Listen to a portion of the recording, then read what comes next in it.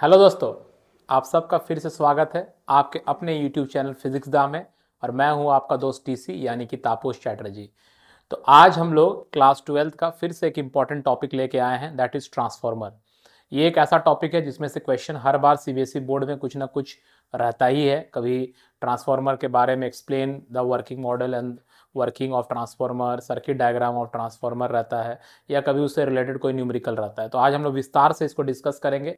I hope कि आप लोग जो वीडियो अपलोड कर रहे हैं इस चैनल में, वो आपको क्लास 12th का जो भी फिजिक्स का एग्जाम होगा उसमें आपको बहुत हेल्प करे और आपका एग्जाम बहुत ही अच्छा जाए। इसी उम्मीद से हम लोग इस वीडियो को स्टार्ट करते हैं। ज़्यादा इधर उधर की बातें नहीं करते हुए चलिए क्लास को स्टार्ट किया जाए।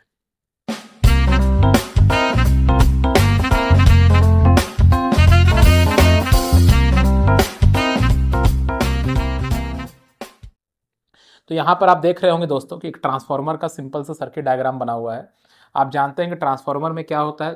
ट्रांसफार्मर में दो कॉइल होता है, एक होता है प्राइमरी कॉइल और एक होता है सेकेंडरी कॉइल। जो प्राइमरी कॉइल होता है वो होता है जहाँ पर हम लोग इसमें इनपुट सप्लाई देते हैं। आपको ये बात ध्यान रखनी चाहिए दोस्तों कि जो ट्रांसफार्मर है, ट्रांसफार्मर जो होता है वो एक एसी डिवाइस होता है। एसी डिवाइस का मतलब क्या हुआ? एसी डिवाइस का मतलब होता है दोस्तों कि ये अल्टरनेटिंग करंट पे काम करने वाला एक डिवाइस है। ठीक है, इसमें अगर हम लोग डायरेक्ट करंट सप्लाई करेंगे तो ये काम नहीं करेगा। ठीक है, क्योंकि यहाँ पर ईएमएफ जो इंड्यूस हो रहा है और उस पर वो काम करता है। ठीक है, और हम लोग जानते हैं according to Faraday Lenz law, E equals to क्या होता है। ई अगर किसी कॉयल में हमारा जा रहा है -L di/dt होता है। This is the EMF induced in a coil या इंडक्टिव कॉयल में जो करंट इंड्यूस होता है उसका ये फॉर्मूला है ना। जहाँ पे di/dt क्या रिप्रेजेंट कर रहा है दोस्तों? di/dt रिप्रेजेंट कर रहा है rate of change of current, है ना। अब अगर डीसी हम लोग लेते हैं तो डीसी में क्या होगा, करंट कांस्टेंट हो जाएगा। तो अगर करंट कांस्टेंट हो जाएगा तो फिर di/dt जीरो आ जाएगा, कोई ईएमएफ इंड्यूस नहीं होगा। सो ये याद रखना है कि ट्रांसफार्मर एक एसी डिवाइस है जो कि सिर्फ एसी सिग्नल या एसी इनपुट के लिए ही काम करेगा। ठीक है, अब ट्रांसफार्मर जो होता है वो करता क्या है? तो ट्रांसफार्मर क्या करता है, इट कन्वर्ट्स ये कन्वर्ट करता है। ठीक है, अब सवाल ये है कि क्या कन्वर्ट करता है। तो इसका दो तरह का कन्वर्जन है। ठीक है, दो चीज का कन्वर्जन है, इसको आप ध्यान रखिए। एक है एक है हाई वोल्टेज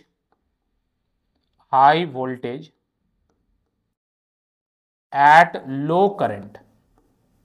मतलब जब वोल्टेज हाई रहेगा दोस्तों तो करंट जो रहेगा वो लो रहेगा। ठीक है, तो high voltage at low current को ये कन्वर्ट कर सकता है, किसमें कन्वर्ट कर सकता है?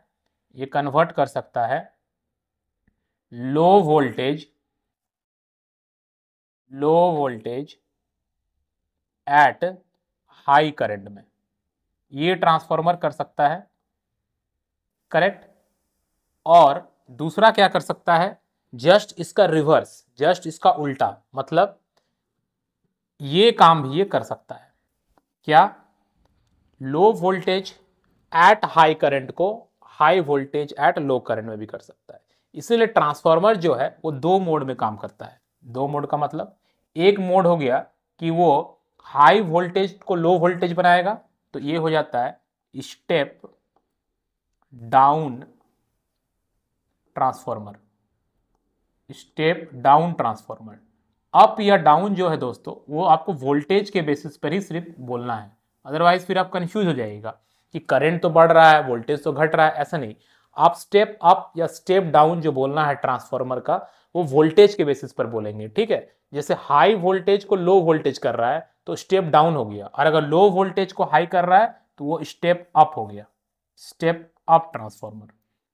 क्लियर? तो ट्रांसफार्मर जो है वो दो तरह से काम कर सकता है, या तो वो स्टेप अप की तरह काम करेगा या स्टेप डाउन की तरह काम करेगा।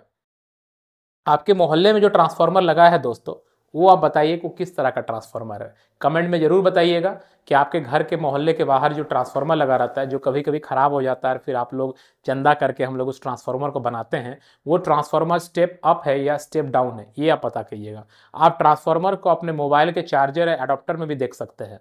अगर आपका कोई मोबाइल का चार्जर या एडाप्टर खराब हो गया है तो आप उसको खोलेंगे तो उसमें मोबाइल के चार्जर या एडाप्टर में भी आपको ट्रांसफार्मर मिलेगा।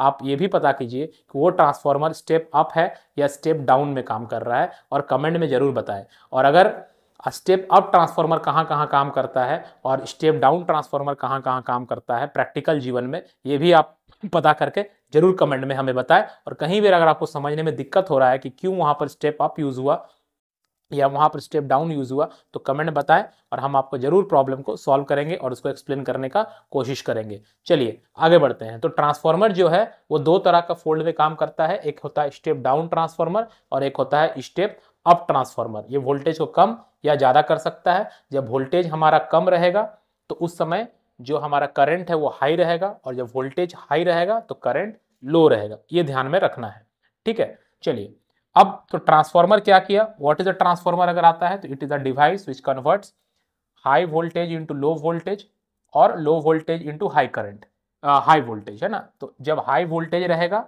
तो करंट हमारा लो रहेगा, और जब हमारा लो वोल्टेज रहेगा तो करंट हाई रहेगा, ठीक है। तो ट्रांसफार्मर का डेफिनेशन क्या बोल सकता है, it is a device which converts low voltage at high current into high voltage at low current, है ना। Low voltage at high current को high voltage at low current में वो कन्वर्ट कर सकता है। And it is a AC device. AC device का मतलब क्या होता है दोस्तों, एसी डिवाइस का मतलब होता है कि वो एसी इनपुट सिग्नल के लिए ही काम करेगा, ठीक है। अब इसमें जैसा मैंने शुरुआत में ही कहा कि इसमें दो वाइंडिंग्स होते हैं, एक होता है प्राइमरी वाइंडिंग और एक होता है सेकेंडरी वाइंडिंग।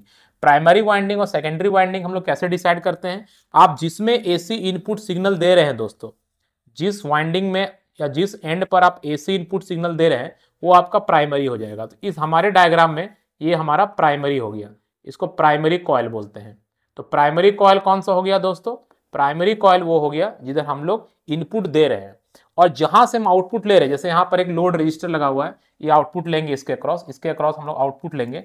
तो जहां हम लोग आउटपुट लेते हैं दोस्तों वो हमारा हो जाता है सेकेंडरी। यहां से अगर हम आउटपुट ले रहे हैं, दिस इज आउटपुट, सो ये हो जाएगा आउटपुट यहां से लेंगे, ये भी एक एसी के फॉर्म में ही आउटपुट होगा, अल्टरनेटिंग सिग्नल ही रहेगा यहाँ पे।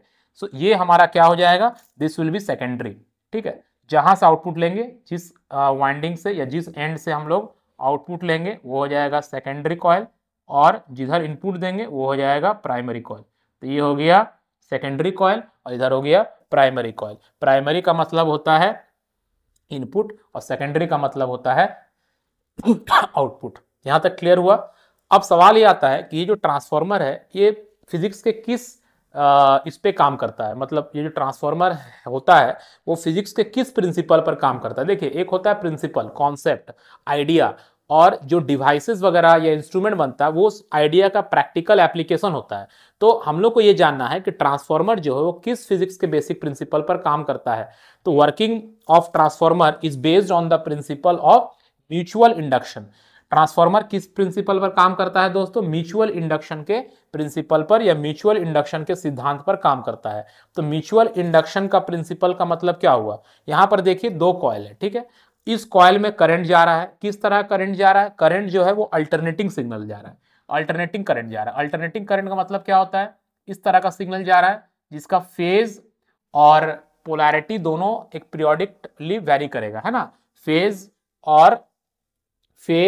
और मैग्नीट्यूड दोनों पीरियोडिकली वेरी करेगा, उसको हम लोग अल्टरनेटिंग सिग्नल बोलते हैं। तो यहां पर आप एसी इनपुट दे रहे थे, ठीक है। अब क्योंकि करंट वेरी कर रहा है, तो इसमें कि ईएमएफ इंड्यूस होगा, और ये ईएमएफ जो इसमें इंड्यूस होगा और क्योंकि इसमें करंट भी फ्लो कर रहा है तो इसके चारों तरफ एक मैग्नेटिक फील्ड रहेगा, और मैग्नेटिक फील्ड है मतलब मैग्नेटिक फ्लक्स है, मतलब मैग्नेटिक फील्ड लाइंस भी निकल रहा होगा। तो इसके मैग्नेटिक फील्ड लाइंस जब इस कॉइल के साथ लिंक करेंगे तो according to Faraday Lenz law इसमें भी करंट इंड्यूस होने लगेगा, है ना, और इसमें भी ईएमएफ इंड्यूस होगा। तो this is the principle of working of a transformer. इसमें करंट फ्लो किया, किस तरह करंट फ्लो किया, वेरिएबल करंट फ्लो किया जो टाइम के साथ वेरी कर रहा है, डायरेक्शन और मैग्नीट्यूड दोनों वेरी कर रहा है। वो वेरिएबल करंट के कारण वेरिएबल मैग्नेटिक फील्ड प्रोड्यूस हुआ। वेरिएबल मैग्नेटिक फील्ड मतलब वेरिएबल मैग्नेटिक फ्लक्स, और जिसके कारण यहां पर करंट इंड्यूस हुआ, ठीक है। So this is the working of और basic working of a transformer, जो कि किस प्रिंसिपल पर काम करता है, म्यूचुअल इंडक्शन के प्रिंसिपल पर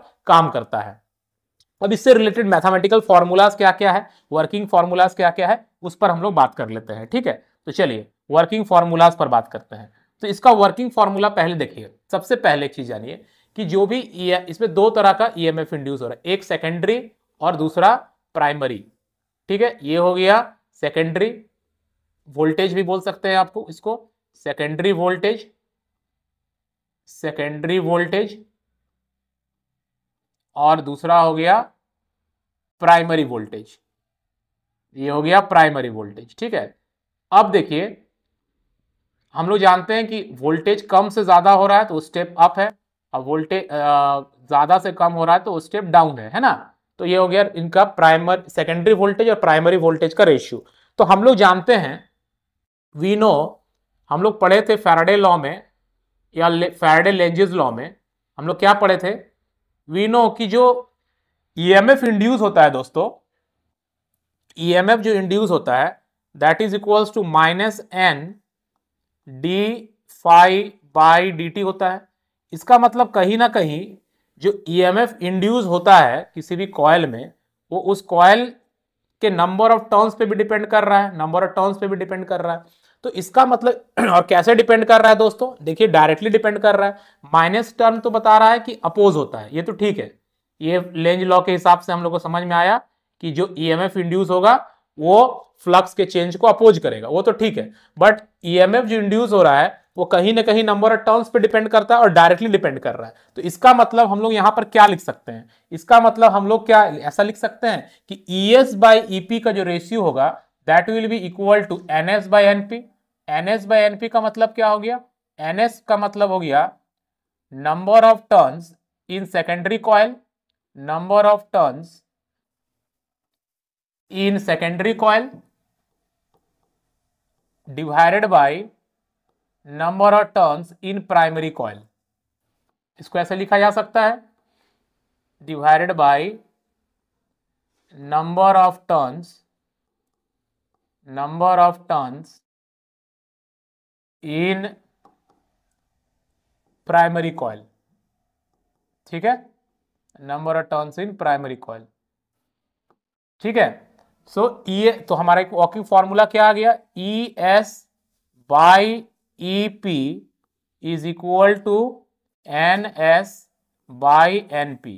और एक चीज ध्यान देना है दोस्तों, ये जो टर्म है ये बहुत ही इंपॉर्टेंट टर्म है NS बाई NP। इसको हम लोग पढ़ते हैं ट्रांसफॉर्मेशन रेशियो। क्या पढ़ते हैं, ट्रांसफॉर्मेशन रेशियो, ट्रांसफॉर्मेशन रेशियो पढ़ते हैं। ठीक है, this is transformation ratio. Clear हुआ। सो ट्रांसफॉर्मेशन रेशियो किसको पढ़ेंगे, NS बाय NP, मतलब सेकेंडरी का टर्न बाय प्राइमरी के टर्न को ही ट्रांसफॉर्मेशन रेशियो बोलेंगे, कोई भी रेशियो को नहीं, टर्न का रेशियो को ही ट्रांसफॉर्मेशन रेशियो या इसको टर्न रेशियो भी पढ़ते हैं। ठीक है, ट्रांसफॉर्मेशन रेशियो या इसको क्या पढ़ते हैं, टर्न रेशियो भी पढ़ते हैं। लेकिन क्या किसी भी चीज के टर्न के रेशियो को बोल देंगे टर्न रेशियो या ट्रांसफॉर्मेशन रेशियो, नहीं। हम लोग transformation ratio, turn ratio secondary में जितना टर्न है बाय प्राइमरी में जितना टर्न है उसी के रेशियो को बोलेंगे, और वो किसके इक्वल होगा, ES बाई EP के इक्वल होगा। अब एक चीज यहां पर और हम लोग को डिस्कस करना है कि अगर हमारा ट्रांसफॉर्मर, क्योंकि हम लोग आइडियल ट्रांसफॉर्मर ही पढ़ना है, तो फॉर आइडियल ट्रांसफॉर्मर क्या हो जाएगा दोस्तों, फॉर आइडियल ट्रांसफॉर्मर जितना हम लोग इनपुट में एनर्जी देंगे और जितना हमको आउटपुट में एनर्जी मिलेगा वो इक्वल होना चाहिए। और एनर्जी मतलब पावर, तो हम लोग जानते हैं पावर मतलब वोल्टेज इंटू करंट होता है। तो प्राइमरी का वोल्टेज इंटू प्राइमरी का current is equal to secondary का वोल्टेज इंटू सेकेंडरी का करंट होगा, करेक्ट। इसीलिए देखिए यहां पर हम लोग बोल सकते हैं कि ES बाई EP का जो रेशियो आएगा, ES बाई EP का जो रेशियो आएगा दोस्तों, वो किसके इक्वल आ जाएगा, वो IP बाई IS के बराबर आ जाएगा। इसीलिए हम लोगों ने जब डेफिनेशन लिखा था तो क्या कहा था कि अगर वोल्टेज हाई है तो करंट लो होगा। ठीक है, जैसे ES अगर बड़ा है EP से, मतलब आउटपुट वोल्टेज ज्यादा है इनपुट वोल्टेज से, तो आउटपुट वोल्टेज अगर इनपुट वोल्टेज से ज्यादा है मतलब स्टेप अप है। लेकिन अगर ES बड़ा है तो IP बड़ा हो जाएगा, इनपुट करंट बड़ा हो जाएगा और आउटपुट करंट छोटा, उल्टा रिलेशन चलता है। ठीक है, तो ये क्योंकि फॉर आइडियल ट्रांसफॉर्मर हम लोग मान रहे हैं, हम लोग आइडियल ट्रांसफॉर्मर पढ़ रहे हैं, इसीलिए हम लोग लिख सकते हैं कि इनपुट, ये हमारा क्या हो गया, what is this, this is input power, ये हमारा इनपुट पावर हो गया और ये हमारा क्या हो गया, ये हमारा आउटपुट पावर हो गया। तो इनपुट पावर और आउटपुट पावर दोनों इक्वल है, ठीक है, तब हमारा ये रेशियो आ जाएगा। अब अगर ये तीनों को, इसको और इसको, ये दोनों को अगर तीन क्वांटिटीज जो हमारा है, वोल्टेज का रेशियो, टर्न्स का रेशियो और करंट का रेशियो, इन तीनों को अगर एक साथ लिखें तो अल्टीमेटली हम लोग क्या देखेंगे कि हमारे पास क्या आया, हमारे पास आया NS by NP is equal to ES by EP equal to IP by IS, and this is a very important formula for transformer का जो टॉपिक है, ट्रांसफॉर्मर टॉपिक के लिए it is very important for transformer topic. इस पर से बहुत सारा क्वेश्चंस पूछा जाता है और इस पर आप क्वेश्चन बनाएंगे, क्वेश्चन प्रैक्टिस करेंगे, हम लोग भी प्रैक्टिस करेंगे, ठीक है। यहां तक समझ में आया? तो ये बहुत ही इंपॉर्टेंट फॉर्मूला है जिसको आप बहुत ध्यान से रखेंगे, ठीक है, वेरी वेरी इंपॉर्टेंट फॉर्मूला है। क्या? सेकेंडरी का टर्न बाय प्राइमरी का टर्न, सेकेंडरी का वोल्टेज बाय प्राइमरी का वोल्टेज और primary current by secondary current का रेशियो जो है वो इक्वल होगा, ठीक है।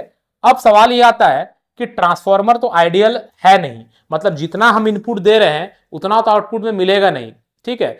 तो इसका मतलब अगर हम इनपुट दिए 100 और हमको आउटपुट 60 मिल रहा है, मतलब वो 60% एफिशिएंट है। तो एफिशिएंसी हम लोग कैसे कैलकुलेट करते हैं? तो एफिशिएंसी ऑफ अ ट्रांसफॉर्मर अगर हमें कैलकुलेट करना है तो हम लोग कैसे कैलकुलेट करेंगे? एफिशिएंसी, किसी भी मशीन का एफिशिएंसी कैलकुलेट कैसे होता है? एफिशिएंसी को हम लोग एन से लिखेंगे and that is equal to output power, कितना आउटपुट मिला फॉर द गिवन इनपुट, है ना, output power divided by input power, और अगर इसको परसेंटेज में एक्सप्रेस कर रहे हैं तो इनटू 100 कर देंगे यहाँ पे। सो परसेंटेज में आ जाएगा हमारा एफिशिएंसी 60% है कि 70% है।